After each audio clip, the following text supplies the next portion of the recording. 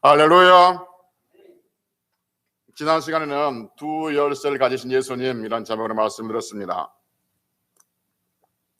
우리 예수님은 천국과 지옥의 열쇠를 가지고 계시는데 그 중에 천국의 열쇠를 우리에게 주셨고 그 천국의 열쇠를 사용하는 방법은 기도와 11조라고 말씀드렸습니다. 오늘은 두 선지자의 이야기라는 제목으로 말씀을 드리려고 합니다. 오늘 설교는 좀 길 것 같아요. 최대한 줄이긴 하겠지만 좀 다른 날보다 원고지가 한두 장 더 많습니다. 설교 원고가 2시간에 나눠서 할까 하다가 나누면 너무 길어질 것 같고 그래서 오늘 1시간에 끝내는 게 좋겠다 해서 하루에 다 끝내겠습니다. 우리가 성경을 읽다 보면 가끔 이해 안 되는 부분이 있거든요. 이해 안 된다는 말은 어쩔 때는 이 말이 무슨 말이지 그 내용이 이해 안 되는 부분도 있고 또는 이 상황이 무슨 상황이야? 그 상황이 이해 안 되는 부분이 있습니다. 오늘 열왕기상 13장이 전체가 본문인데 열왕기상 13장이 보면 이 본문도 이해가 안 돼요. 이해가 안 되는 것은 말이 이해가 안 되고 그 내용이 이해가 안 되는 것이 아니라 그 상황이 이해가 안 됩니다. 이해가 안 되는 차원을 넘어서 읽다 보면 마음의 분노가 은근히 치밀어 오르는 상황이기도 하죠. 있다 보면 이런 생각이 들죠. 아니 이 늙은이가 갑자기 왜 그래? 이 늙은 선지자가 왜 이런 말을 해서 이런 엉뚱한 일을 벌려? 하는 어떤 알 수 없는 분노가 치밀어 오릅니다. 왜 거짓말해가지고 멀쩡한 젊은 이 사람을 죽이지? 왜 늙은 선지자가 하나님의 이름으로 세상에 거짓말을 해서 사람을 죽게 하지? 이해가 안 되네 라는 생각이 듭니다. 언젠가 주일 오후 시간에 잠깐 이 본문을 가지고 말씀드렸는데 요즘 자꾸 이 본문이 묵상이 돼서 왜 묵상이 된지 모르지만 저도 왜 묵상이 된지 모르지만 다시 한번 말씀을 준비해서 은혜를 나누려고 합니다. 오늘 열왕기상 13장의 내용은 본문의 내용은 이렇습니다. 내용은 잘 알겠지만 다시 한번 들려주면 이렇습니다. 솔로몬 왕이 다윗의 아들 솔로몬의 왕이 죽고 난 다음에 이스라엘 나라가 두 개 나눠지잖아요. 그러니까 남쪽에 있는 나라를 유다라고 이야기하고 북쪽에 있는 나라를 이스라엘이라는 이름을 그대로 가지고 쓰죠. 그러니까 남쪽에를 왜 유다라고 하냐면 유다 지파들이 많이 살고 있어서 유다라고 이야기를 합니다. 그래서 우리가 흔히들 성경에서 읽다 보면 남유다, 남쪽을 남유다, 북쪽을 북이스라엘 이렇게 나누어서 우리에게 설명해 주고 있죠. 그러니까 북쪽 이스라엘은 11지파 또는 10지파는 큰 지파를 가지고 있고 남쪽의 유다는 베냐민 지파와 유다 지파 두 지파가 있죠. 그러니까 굉장히 남쪽은 작아요.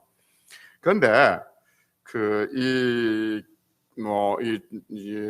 성경은 하나님 앞에 예배 드리는 장소가 어디냐면 예루살렘이죠. 예루살렘에서만 하나님 앞에 예배를 드릴 수 있어요. 그런데 여러분 예루살렘은 어디에 있느냐면 남쪽에 있죠. 남쪽에 있습니다. 남쪽에 예루살렘에 성전이 있단 말이에요. 그래서 기득권이 남쪽에 있어요. 그러니까 유다 쪽에 있단 말이에요. 유다에 예루살렘이 있고 예루살렘에 성전이 있고 그 성전에서만 예배를 드릴 수가 있다 하는 말이에요. 그래서 유다 남쪽에 있는 사람들은 비록 작은 땅들을 가지고 있고 작은 인구를 가지고 있지만 성전을 가지고 있다는 자부심이 대단했던 것이죠. 북쪽은 땅은 커요. 사람들 많아요. 근데 뭐가 없어요? 성전이 없어요. 그러니까 좀 전에 얘기했던 것처럼 당신은 예루살렘에 있는 성전을 중심으로 생활하게 됐단 말이에요. 근데 북쪽은 성전이 없기 때문에 이것이 큰 핸디캡으로 다가오는 거죠. 그래서 이제 북쪽에 있는 사람들이 하나님 앞에 예배하기 위해서 어디로 내려오냐면 자꾸 남쪽으로 내려가죠. 그래서 예루살렘의 성전에서 예배를 드리고 제사를 지내고 다시 북쪽으로 올라가기도 합니다. 그러니까 이것을 못마땅하게 여겼던 여로보암이 세 가지 정책을 폈다고 이야기했죠. 첫째가 뭐였었어요? 절기를 바꿔버리죠. 절기를 한 달 뒤로 바꿔버립니다. 두 번째는 뭐냐면 제사장을 레위 지파 사람들을 제사장으로 세워야 되는데 자원하는 사람들, 제사장 하고 싶은 사람들을 임의대로 제사장을 마음대로 세웁니다. 그리고 세 번째가 뭐였어요? 우상을 두 군데 세워놓죠. 이제 베델 지역에 하나 세워놓고 그 다음에 단 지역에 하나 세워놓습니다. 그리고는 북쪽에 있는 사람들에게 말하기를 남쪽으로 예루살렘에 가서 성전에서 예배하지 말고 베델과 단에 세워놓은 그 우상에 가서 예배하면 하나님한테 예배하는 것과 똑같다라고 말하죠. 그래서 이제 북쪽에 있는 사람들은 남쪽으로 내려오지 않고 베델이나 단에서 그렇게 자기들 마음대로 예배를 드린 겁니다. 한마디로 말하면 이제 북쪽에 있는 사람들은 하나님을 완전히 떠난 거죠. 왜냐하면 하나님을 만날 수 있는 유일한 방법이 뭐냐면 성전이거든요. 성전을 통해서 하나님을 만날 수 있는데 남쪽에 있는 예루살렘에 있는 성전에 내려가지 않고 자기들이 마음대로 세우는 그 우상에서 그들이 예배하니까 우상을 섬기니까 하나님을 떠난 그런 상태가 된 거예요. 여기까지 여러분들이 잘 알고 있는 내용이에요. 잘 알고 있는 내용이지만 다시 한번 정리하는 것은 오늘 이 내용을 다시 한번 상기하고 있어야만이 오늘 설교 내용이 이해가 더 빠르기 때문에 그렇습니다. 이런 상황에서, 이런 북쪽에서 이제 완전히 하나님을 떠난 이 상황에서 열왕기상 13장은 하나님께서 역사하신 걸 우리에게 보여주고 있는데 열왕기상 13장 1절은 이렇게 시작합니다. 13장 1절 볼까요? 13장 1절 13장 1절 보라 그때가 언제일까요?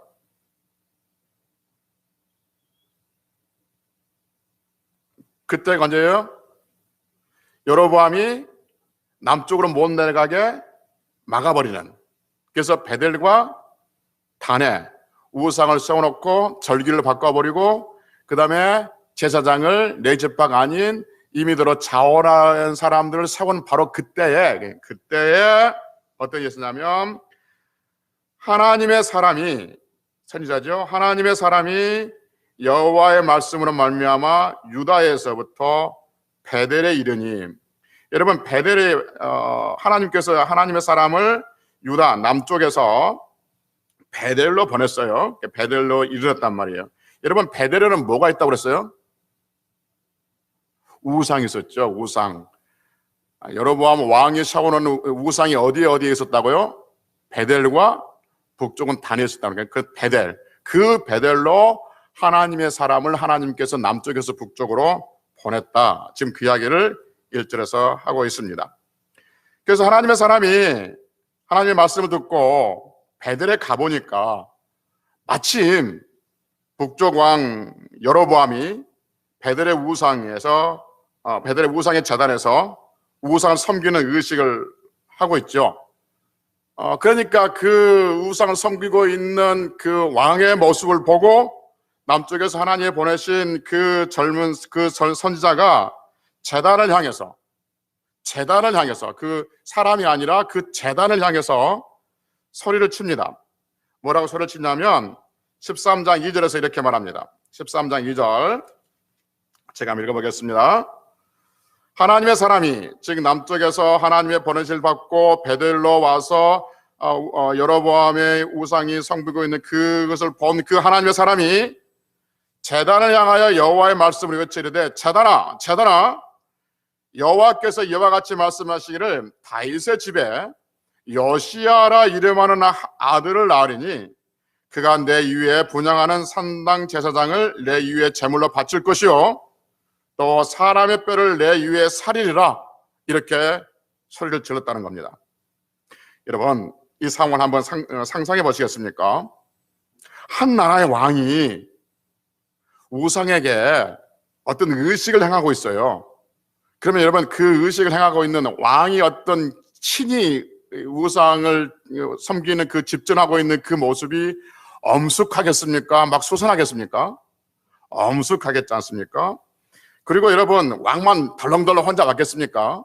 모든 권력자들이 다 모여들었을 겁니다. 화려하게 차려입고 엄숙한 음악이 동원되어지고, 그리고 제사장들, 여기서 제사장들이 쭉 서 있을 텐데 여러분 제사장들, 여기서 서 있는 제사장들은 하나님께서 세우신 네 지파의 사람들이에요? 아니면 여러 번 왕이 임의대로 세운 제사장들이에요? 이미들을 세운 제사장들, 그 제사장들을 대동하고 쫙 이렇게 의식을 하고 있단 말이에요.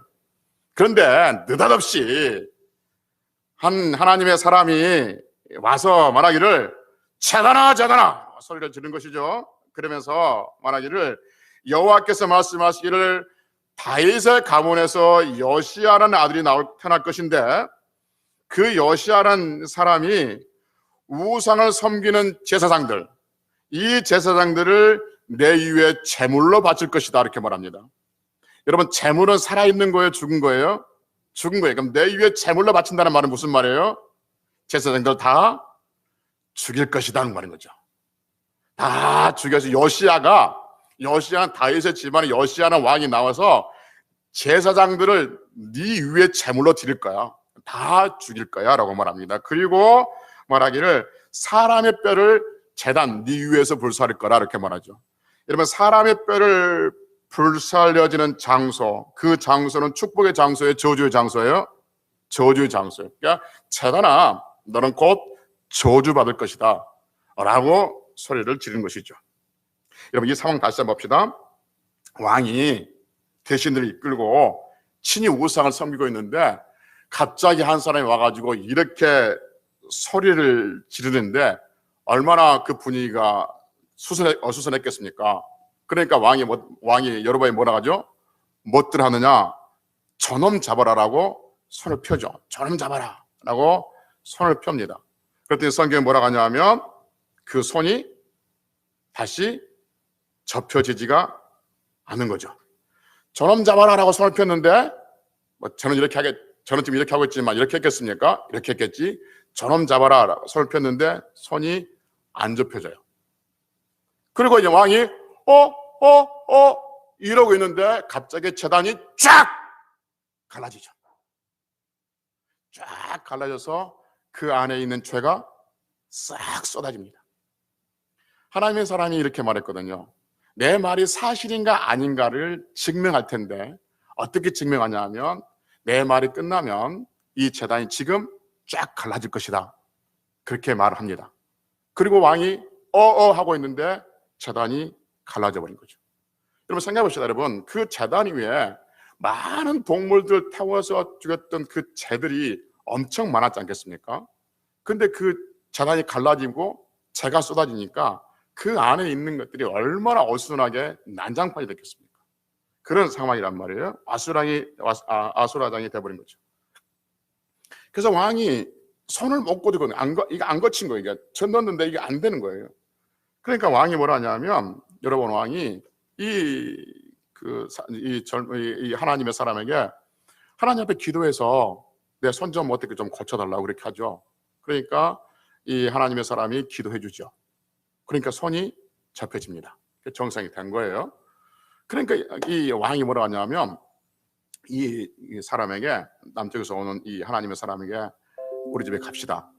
왕궁에 갑시다. 왕궁에 가서 좀 쉬시고 나하고 이야기 좀 하고 그리고 내가 당신에게 선물도 주겠습니다. 이렇게 말하죠.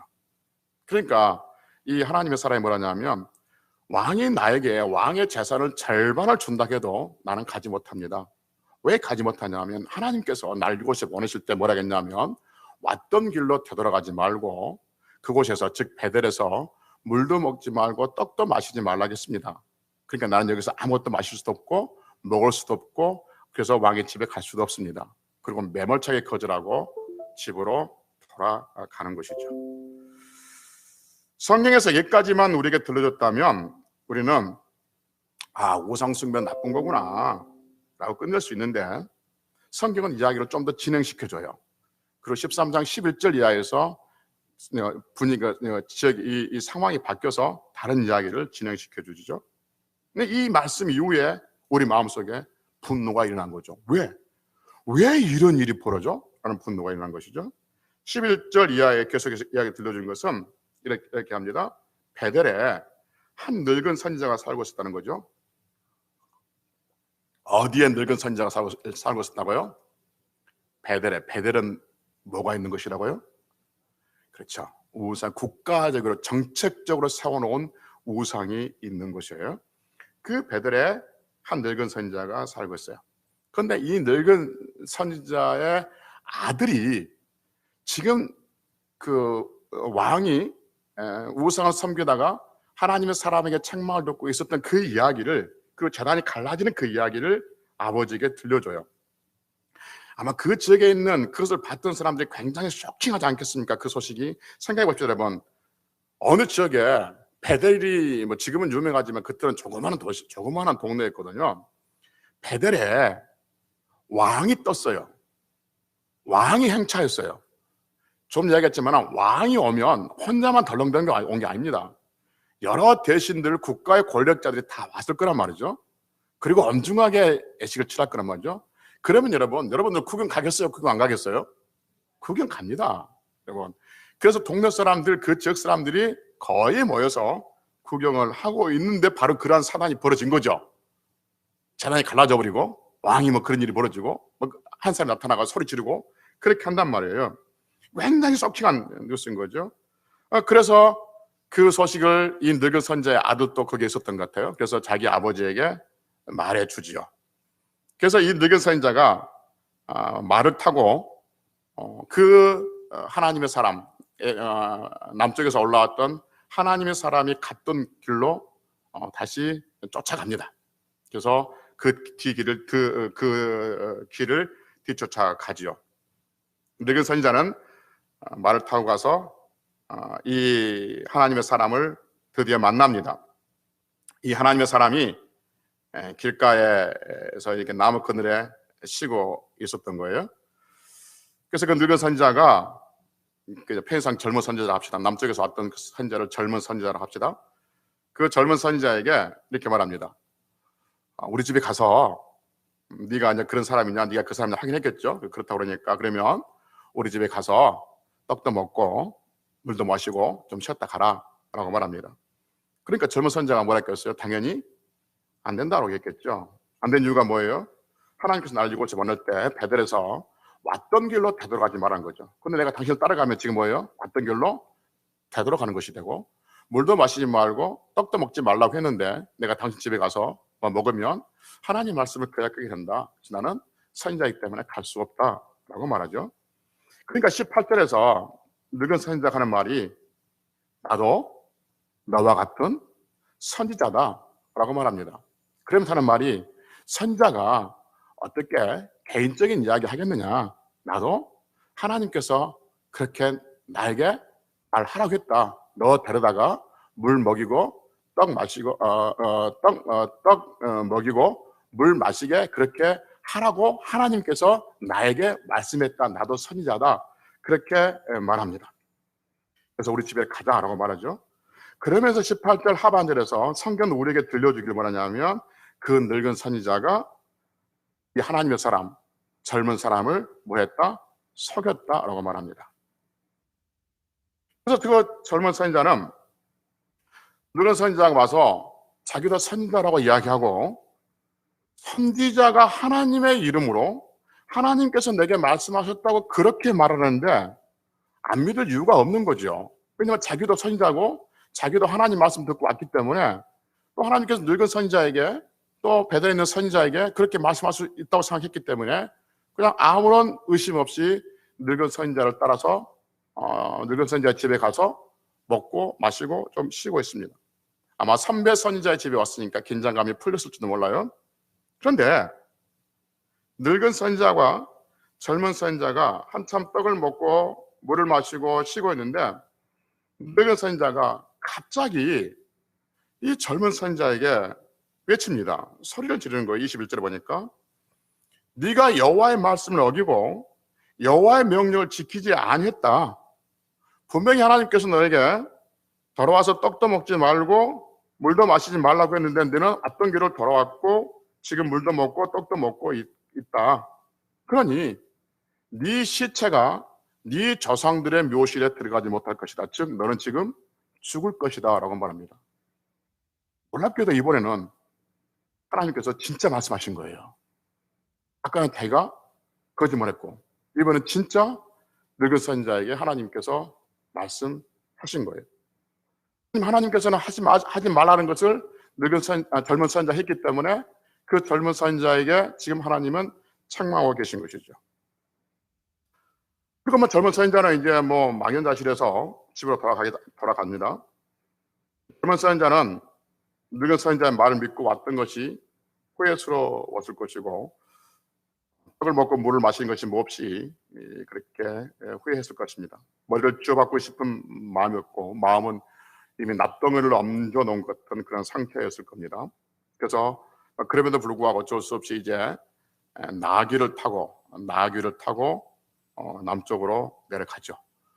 그런데 한참 내려가는데 갑자기 어디에서 그 사자 한 마리가 나타나서 이 젊은 사자를 물어 죽여버립니다. 참 안타까운 일이 벌어진 거죠. 이 늙은 선지자가 거짓말로 속이지 않았다면 유능한, 우리식으로 이야기하면 능력 있는 하나님의 사람, 선지자가 죽지 않았을 텐데, 이 늙은 선지자가 속이는 바람에 이 능력 있는 하나님의 사람이 사자에게 물려 죽습니다. 근데 이상하죠? 그 다음의 이야기가 또 우리에게 들려줘요. 근데 이상한 게 뭐냐면 사자가 선지자를 물어 죽였어요. 이런 맹수가 어떤 무엇인가를 사냥을 하면 배가 고플 때 사냥을 하고, 그리고 사냥감을 먹습니다. 그냥 심심해서 죽이지는 않습니다. 대부분 맹수는. 그럼 여러분, 사자가 만약에 배가 고파서 이 젊은 선지자를 죽였다면 이 젊은 선지자를 물어뜯든지 먹든지 그래야 되지 않겠습니까? 근데 사자가 이 젊은 선지자를 죽여놓고 그냥 옆에 가만히 서 있어요. 근데 더 놀라운 것은, 지금 이러면 젊은 선지자가 뭘 타고 갔다고, 걸어갔다고 그랬어요? 뭐 타고 갔다고 그랬어요? 나귀를 타고 갔다고 그랬어요. 그러면 나귀는 이 상황에서 뭐가 자연현상이라 보면 도망가야 되겠습니까? 그 자리에 있어도 되겠습니까? 도망가야 되죠. 사자가 있는데 나귀가 있을 리가 없죠. 근데 정말 이상한 것은 젊은 선지자는 사자가 물려 죽어 시체가 땅에 있고, 그리고 사자도 그 옆에 서 있고 나귀도 그 옆에 서 있는 거예요. 정말 이상한 일이 벌어지고 있는 거예요. 마치 이 사자는 이 젊은 선지자의 시체를 지키고 있는 모습이고, 나귀는 이 젊은 선지자의 죽음을 안타까워하는 그런 모습처럼 그렇게 사자하고 나귀하고 이 시체하고 이 길에 이렇게 서 있는 거예요, 여러분. 여러분, 지나간 사람들이 이걸 봤다 합시다. 도대체 저게 뭐야? 도대체 이게 무슨 현상이야? 저 시체는 누구의 시체야? 저 사람은 왜 저렇게 지금 사자에게 물려 죽었어? 저 사람이 누구야? 라는 궁금증이 생겼을 것이고, 그 사람이 누구냐 하면 남쪽에서 온 선지자야.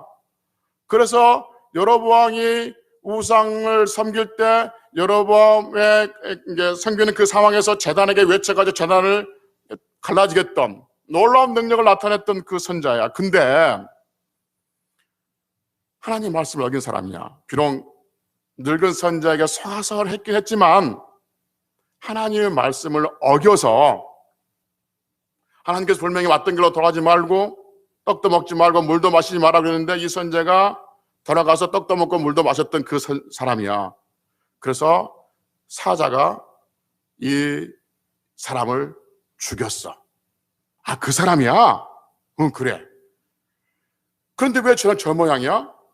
라는 소식들이 이제 사방에 퍼져나가기 시작했을 겁니다. 그리고 사자가 있는데 누구나 그 시체를 어떻게 수습하려고 하지를 못했던 것이죠. 여러분, 이 상황에서 이런 소식을 들었다든지 이런 소식을 봤던 사람들의 반응은 몇 가지로 나타날 겁니다. 야야야, 저 가면 그런 일이 있다. 사자가 있고 나귀도 있고 시체도 있고 같이 셋이 있다. 어떤 상황인데? 이런 상황이야 라고 이야기하면, 그래? 뭐 그런갑다 라고 아무런 감흥이 없고 느낌이 없는 사람이 있을 것이고, 또 보면 어떤 사람들은 도대체 하나님께서 하시고자 하는 일들이 무엇일까라는 것들을 보여주고자 하는 의미도 거기에 담겨져 있을 것을 우리는 알고 있는 것이죠. 그래서 한번 봅시다. 이 상황을 또 누가 듣냐면 늙은 선지자가 들어요. 그래서 자기한테 속아서 갔던 그 사람이 지금 저기서 죽어 있다는 거죠. 그리고 사자와 나귀와 같이 있다는 거죠. 그래서 이 늙은 선지자가 다시 그 자리를 가요. 그 자리 갔더니 그때까지 나귀하고 사람하고 시체하고 사자하고 있는 거예요. 마치 이 늙은 선지자가 올 때까지 기다린 것처럼 그렇게 기다리고 있는 거죠. 그래서 이 늙은 선지자가 젊은 그 선지자의 시체를 거둬줍니다. 거둬주고 열왕기상 13장 30절에서 우리에게 이렇게 들려줍니다. 그 늙은 선지자가 뭐라고 하냐면 이렇게 말하죠. 곧 그의 시체를 자기의 묘실에 두고 오라. 내 형제여 하며 그를 위하여 어떻게 했다고요? 슬피 울었다라고 말합니다. 여러분, 이 늙은 선지자가 이해가 됩니까? 만약에 여러분, 우리가 여러분과 제가 이 젊은 선지자의 가족이라든지 부모라든지 형제라면 이 늙은 선지자에게 뭐라고 하겠습니까? 우리가 만약에 젊은 선지자의 가족이나 부모나 형제라면 이 늙은 선지자가 우리 앞에 있다면 여러분 뭐라고 하시겠습니까? 이 가짜 새끼야. 네가 선지자야? 네가 하나님의 이름으로 거짓말해서 우리 아들을 죽였어? 우리 누나를 죽였, 우리 동생을 죽였어? 우리 형을 죽였어? 이 가짜 새끼야. 왜 울어? 거짓말 하지 말든지 울지는 말든지 왜 쳐 우는데? 라고 하지 않겠습니까? 도대체 이 늙은 선지자가 우리는 이해가 안 되는 거예요. 거짓말 하지 말든지 울지를 말든지 뭐니 하나님 말씀을 어기면 죽일 줄 아는데 거짓말을 해가지고 돌아가게 해서 먹고 마시게 해서 그렇게 죽게 만들었던 것이죠. 우리 이해가 안 됩니다. 그래서 마음에 분노가 생겨요. 왜 거짓말을 해가지고 왜 속여서 이 정말 능력 있고 괜찮고 하나님의 말씀을 신실하게 전했던 이 능력 있는 선지자를 죽였냐는 것이죠. 그러면서 우리는 몇 가지 의문점이 생겨요. 왜 이 늙은 선지자는, 베델에 살고 있는 늙은 선지자는 자기 자신도 선지자라고 하면서 하나님의 이름으로 거짓말했을까? 왜 그랬을까? 두 번째 궁금한 것은 여러분, 하나님이 그렇게 될 것을 이 젊은 선지자가 그 하나님 말씀을 어길 것을 알았을까요? 몰랐을까요? 알았어요. 왜 알았던 것을 확신하고 있느냐면 하나님께서 강조했거든요. 왔던 길로 돌아가지 마라. 물도 마시지 말고 떡도 마시지 마라. 라고 분명히 강조를 하셨거든요. 알고 계셨어요. 그리고 창세기 31장 12절에 보면 우리 수요일 날 봤지만 하나님은 야곱의 삼촌 나단이 야곱을 10번이나 속인 것을 보셨다 이렇게 말합니다. 그러니까 속인 것을 다 알고 계셨어요. 그래서 아니 하나님은 이 젊은 선지자가 죽을 줄 알았는데 왜 이 젊은 선지자를 죽음의 장소로 밀어넣었을까 하는 것이죠. 그리고 세 번째 궁금한 것은 도대체 이 이야기를 왜 성경에 기록해 놓고 우리에게 들려주고 있을까? 여러분, 성경에 기록되지 않았다면 우리는 이 사실을 알 수 있어요? 몰라요? 몰라요. 만약 이것이 이스라엘의 역사에 기록되어 있다 할지라도 우리는 지금 알 필요가 없고 알 수가 없어요. 그런데 어떤 의미가 있길래 도대체 하나님은 이 사건을 통해서 이 일을 통해서 무슨 말씀을 하고 싶어서 이렇게 자세하게 긴 상황을 설명해서 우리에게 들려줄까? 도대체 하나님은 무슨 말씀을 하고 싶어서 우리에게 이 상황을, 이 사건을, 지금 이 일을, 이 이야기를 우리에게 들려줄까 하는 궁금증이 생기는 것이죠. 어떤 사람들은 이제 이 본문을 가지고 설교하는 사람들, 어떤 사람들을 보니까 이렇게 설교를 해놨더라고요. 뭐라 설교했냐면, 누가 하나님의 이름으로 당신에게 무엇을 말한다고 하더라도 함부로 믿지 마라. 어떤 목사님이, 어떤 선교사님이, 어떤 유명한 전도사님이 머리에 하얀 거 쓰고 하얀 옷 입고 어젯밤에 내가 꿈에 보니까 자매님이 나타나서 어찌어찌 하는데 혹시 무슨 일 없습니까? 라고 물어온다 할지라도, 그래서 왜요? 내가 이런 일이 있는데요. 그렇군요. 어쩐지 하나님께서 내게 꿈에 당신을 보여주었더니 그런 일이 있었군요. 라고 당신에게 접근해 온다 할지라도 함부로 믿지 마라. 분별의 능력을 가져라. 왜냐하면 이 늙은 선지자도 하나님의 이름으로 왔기 때문에, 그래서 속았기 때문에 라고 설교를 적어놨더라고요. 이해가 되고 은혜가 되고 충분히 그럴 수 있는 상황입니다. 그런데 단순히 사람들에게 속지 말라고, 선지자나 목사나 전도사나 선교사님에게 속지 말라고, 하나님 이름으로 말하는 거 속지 말라고 그런 교훈을 주기 위해서 이렇게 장황하게 긴 상황을 우리에게 설명했다면 뭔가 좀 빈약하다라는 생각이 드는 것이죠. 그래서 도대체 하나님은 무슨 뜻이 있을까 하는 것이죠. 하나님은 무슨 메시지를 우리에게 주고 싶을 것인가? 어떤 의미, 어떤 메시지를 주고 싶어서 이렇게 장황하게 우리에게 설명해 주고 있을까 하는 거죠. 그 부분을 묵상하는 부분들을 두 가지 정도 말씀을 드리려고 합니다. 첫째 뭐냐면, 사람들은 하나님을 떠났지만 하나님은 여전히 살아계신 것을 보여주고 계신 것이죠. 지금 여러분, 이 일이 어디에서 일어났습니까? 1번 사마리아에서, 2번 세겜에서, 3번 여리고에서, 4번 베델에서. 어디에서 일어나고 있는 거예요? 베델에서. 베델은 뭐가 있는 거예요? 국가에서 정책적으로 세워놓은 우상이 있는 거예요. 왕이 와서 집도를 할 만큼 대단한 우상이 거기에 있는 곳이 베델이에요. 베델에서 일어난 일인 겁니다.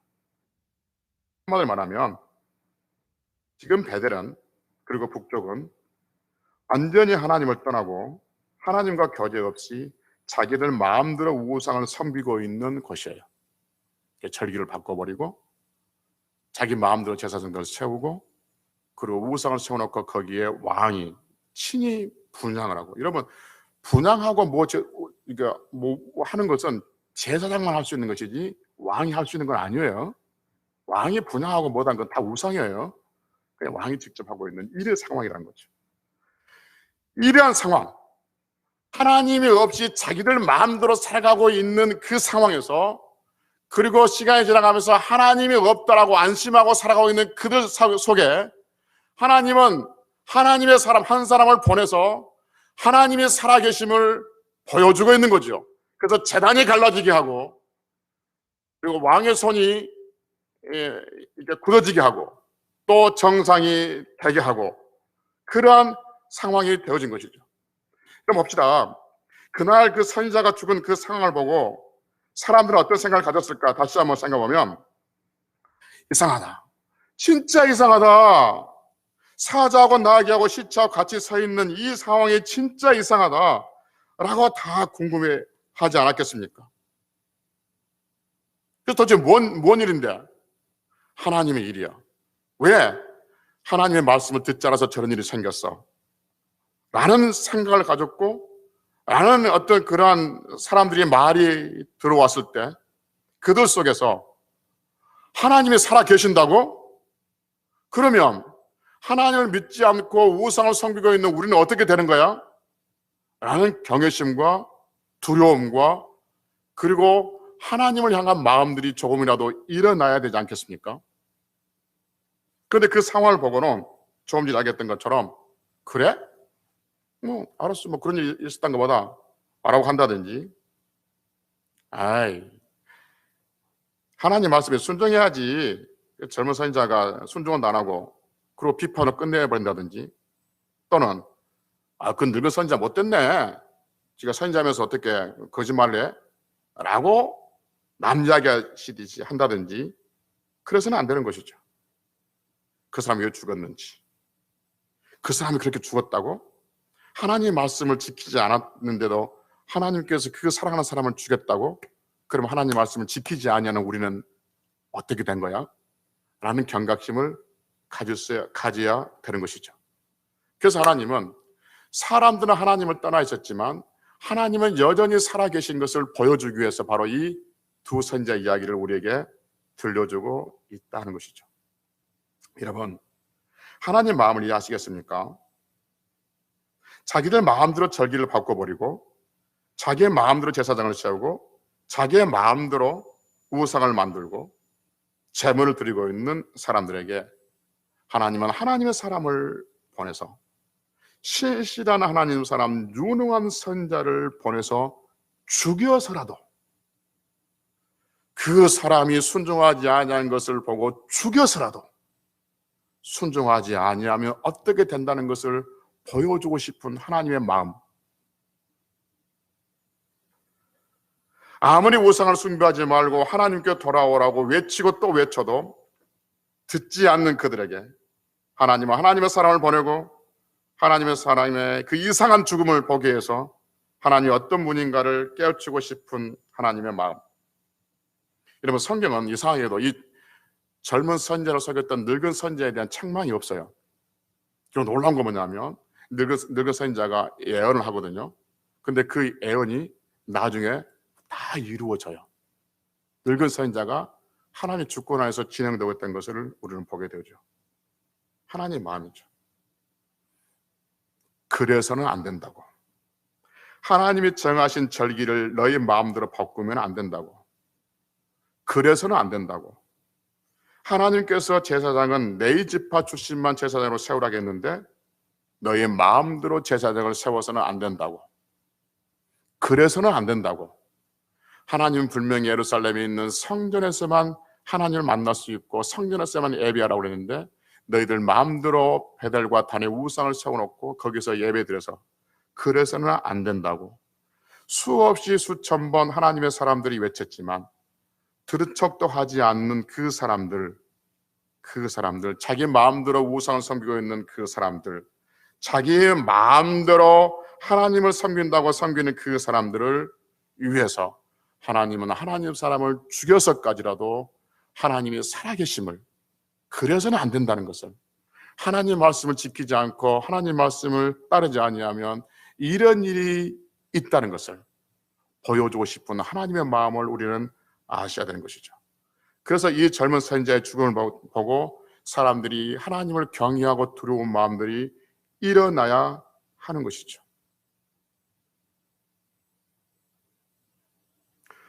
두 번째, 이 두 선지자 이야기를 통해서 하나님은 우리에게 들려주고 싶은 말이 뭐냐면, 인간이라는 존재가 살아계신 하나님을 믿는다는 것이 얼마나 큰 은혜이며 얼마나 큰 기적인가를 우리에게 보여주고 있는 것이죠. 사람들이 하나님을 믿고 살아간다는 것은 기적 중에 기적이라는 것을 우리는 본문을 통해서 알게 됩니다. 여러분, 인간이라는 존재는 하나님께서 하나님의 사람을 죽여서까지라도 하나님이 살아계시다는 것을 보여주고 싶고 설명해 주고 싶었습니다. 그런데 여러분, 이 사건 이후로 젊은 선지자가 하나님 말씀을 지키지 않았고 죽었다는, 사자에게 물려 죽었다는 그 이상한, 그래서 사자와 나귀가 있는 그 이상한 상황, 그러한 상황을 보고 베델과 북쪽에 있는 사람이, 하나님은 살아계시구나, 하나님 말씀을 따라야겠구나, 우리가 마음대로 제사장을 바꾸고 절기를 바꾸고 우상을 숭배하는 것이 엄청난 죄구나라고 회개하고 돌아왔을까요? 돌아오지 않았을까요?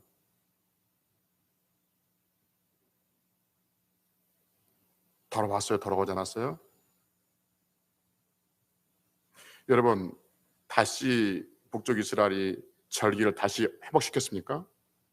제사장을 다시 네 지파로 바꿨습니까? 베델과 단에 있는 우상을 다 허물어 버리고 성전에 올라가서 예배를 드렸습니까? 아니요. 북쪽 이스라엘이 멸망할 때까지 여로보암의 죄가 그대로 남아 있었어요. 여로보암의 죄가 뭐였죠? 절기를 바꿔버리고 제사장을 자기 마음대로 세우고 우상을 섬기는 그것이었습니다. 그러니까 여러분, 하나님께서 하나님의 사람을 죽여서라도 하나님의 살아계심을 보여주고 싶었는데 그들이 보고 들었음에도 불구하고 그 지역에 있는 사람, 그리고 그 북쪽 이스라엘 사람 한 사람도 돌아오지 않았던 거예요. 하나님이 그렇게 불러주고 보고 싶었음에도, 보여주고 싶었음에도 불구하고 하나님께 돌아온 사람이 없었어요. 그래서 하나님을 믿고 예수 그리스도를 믿는다는 것은 기적 중에 기적인 줄로 믿습니다.